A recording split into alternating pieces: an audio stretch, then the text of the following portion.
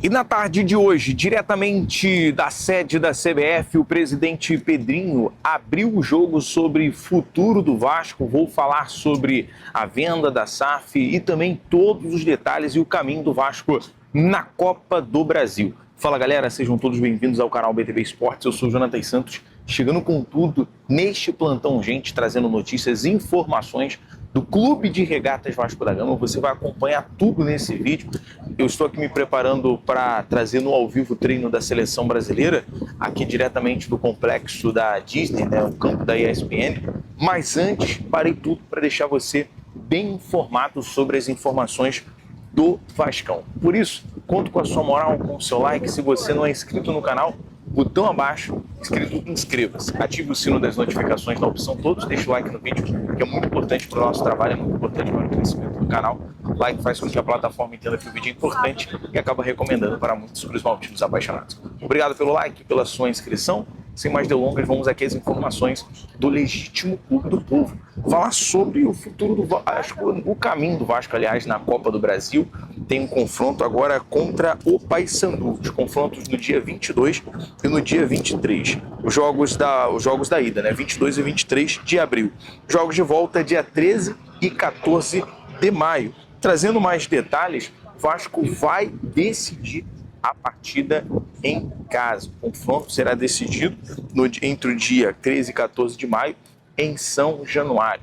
Vasco e Paysandu, confronto valendo pela quinta fase da competição nacional da Copa do Brasil. Lembrando, quem tiver a classificação para as oitavas leva uma premiação de 3 milhões de reais. A Copa do Brasil, que nessa etapa, né, nesse ano, além de uma classificação para o campeão direta para a fase de grupos da Libertadores, o vice para a fase da pré-Libertadores, né, uma fase direta, a classificação, tem ali uma premiação por volta de 99,5 milhões de reais. Uma baita aí premiação para quem for campeão da Copa do Brasil.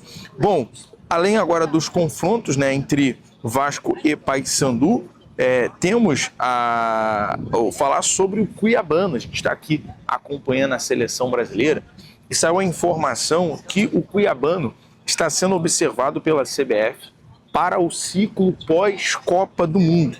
O lateral chama atenção desde a última temporada e integrante da comissão técnica do Ancelotti, que inclusive tudo indica que Ancelotti terá a sua renovação com a seleção brasileira, e já vem aí uma pré-observação para o período pós-Copa do Mundo, né? O Cuiabano, que vem sendo um grande destaque aí pelo Vasco nos últimos jogos, com assistência, com gols, né? Uma boa contratação. E o Pedrinho falou sobre isso. Vou colocar a partir de agora a fala completa do presidente Pedrinho, que hoje em entrevista falou sobre os reforços, falou também sobre o futuro do Vasco em relação à venda da SAF. Nós vamos colocar detalhadamente para você acompanhar toda a parte, toda a sonora, todo o vídeo, né, e todas as informações. Quero saber a sua expectativa em relação à Copa do Brasil, em relação aos reforços que vão se adaptando. Existe tempo, período de adaptação dos reforços. Coloca aqui nos comentários. E agora,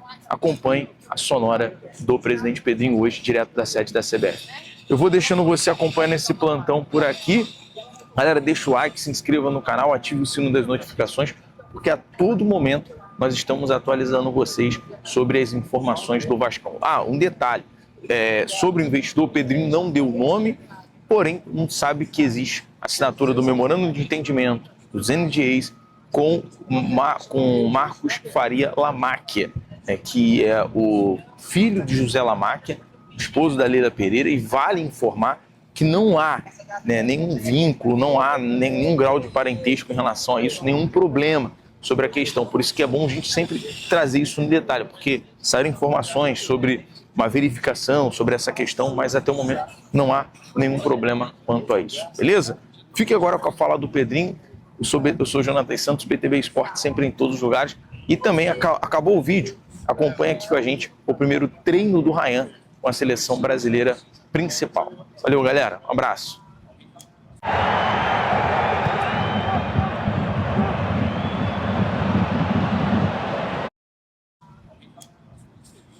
Olha, eu falei assim, acho que quem vai falar é o Admar, você já veio falar, ou seja... Vinícius me convenceu. Senhor presidente, deixa eu só... Calma aí. Deixa eu só... Me permite, por favor?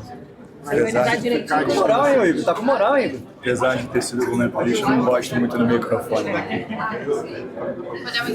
Vamos lá, Pedrinho, queria que você falasse um pouquinho sobre esse confronto contra o Paysandu, decide em casa, o que você achou desse confronto nessa fase da Copa do Brasil? A Copa do Brasil, assim, a gente já tem uma experiência da dificuldade. O Paysandu é uma grande equipe, né? Agora a gente vai ver a questão de logística, porque é uma sequência muito grande de jogos, né? Campeonato Brasileiro, Sul-Americana, Copa do Brasil, mas é difícil, não tinha nesse momento ainda, nessa fase da Copa do Brasil, a gente sabia que era um confronto realmente que, pela experiência que a gente teve nas outras competições da Copa do Brasil, que não ia ter moleza. Pedrinho, muito se fala do Vasco voltar a estar em grande frente, né? Copa do Brasil, disputando títulos. Um ano semifinal, outro ano final. Esse ano pode ser uma meta do Vasco conseguir o título da Copa do Brasil? A gente trabalha, obviamente, para conquistar títulos, né? Que isso fica muito claro para todo mundo. Só que todos sabem pelo processo que a gente enfrentou durante algum tempo de reestruturação do clube e tivemos a oportunidade de chegar numa semi e numa final. É lógico que o ideal seria carimbar com título e isso não aconteceu. A gente tentou, nessas janelas, fortalecer o elenco, preencher mais o elenco com mais opções. Elogiadas as contratações por vocês mesmos, né? E esperando que alguns jogadores ainda deem o resultado que a gente espera, para que a gente tenha um elenco realmente forte para todas as competições. Mas sempre deixando claro que, assim, muito se falou na temporada passada que eu tinha priorizado a Copa do Brasil. Eu respeito muito a decisão da comissão técnica. A gente sabe da importância do Campeonato Brasileiro, que vai ser sempre, obviamente, uma conduta especial para a gente. E de acordo com as outras competições, a gente vai conduzindo. Então, para início é isso. Mas é lógico que a gente quer carimbar sempre uma competição com título. Pedrinho, vocês tiveram um jogo muito forte. Tem uma mudança na Copa do Brasil para esse ano, que é o vice ganhar também uma vaga na pré-Libertadores. Certamente teria mudado muito o planejamento de vocês para esse ano. Acho que a gente ainda não ouviu nenhum dirigente falar sobre essa nova decisão. Acho que não tem ninguém melhor do que o Vasco para falar sobre a importância dessa mudança para esse ano. Eu acho que é justo porque muito se fala que é o caminho mais curto, né, pelo título da Copa do Brasil, agora dando uma vaga também ao segundo colocado, porque é muito difícil, são confrontos difíceis, é uma competição difícil, apesar de ser curta, porque obviamente são menos jogos, mas é uma dificuldade enorme. Então eu acho que justo, porque, como eu te falei, ali a gente vendo os potes, são confrontos realmente que acontecem no Campeonato Brasileiro de uma dureza enorme. Então acho que é justo e uma oportunidade boa para o segundo colocado também disputar a Libertadores. Pedrinho, apesar da viagem, vocês vão ter uma vantagem muito grande, porque a torcida do Vasco no Pará ela é muito grande. Você enxerga isso como uma vantagem para esse confronto? Olha, assim, de uma forma muito particular, especial, a gente roda o Brasil e a torcida do Vasco ela é muito poderosa em todos os lugares. Então a gente sabe que onde fosse o confronto, a gente ia ter nosso torcedor presente. Então a gente sabe que lá a torcida do Vasco é forte, é um ponto positivo para a gente também. Presidente, ano de eleição, né? Esse ano de 2026, o que o torcedor pode esperar nesse ano? Também tem potencial construtivo, tem SAF, e se você vai vir ou não para se reeleger? Com relação à minha candidatura, eu não vou falar agora sobre isso. O ano de eleição, eu falei isso, não sei se falei para vocês ou se eu falei internamente. É um ano que sempre foi muito complicado em São Januário de se viver. Por isso que eu nem toco muito no assunto para não levar isso para o estádio. Me incomoda muito hoje eu sendo situação e nunca fui oposição, para ficar claro. Sempre participei apoiando outro candidato, mas nunca fiz oposição, que é uma palavra que para mim teria que mudar, né? Porque se todo mundo quer o bem do Vasco, mas é um ano complicado que eu sempre tenho muito cuidado, porque eu não sei quantos infiltrados podem estar ali numa arquibancada para inflamar de forma negativa.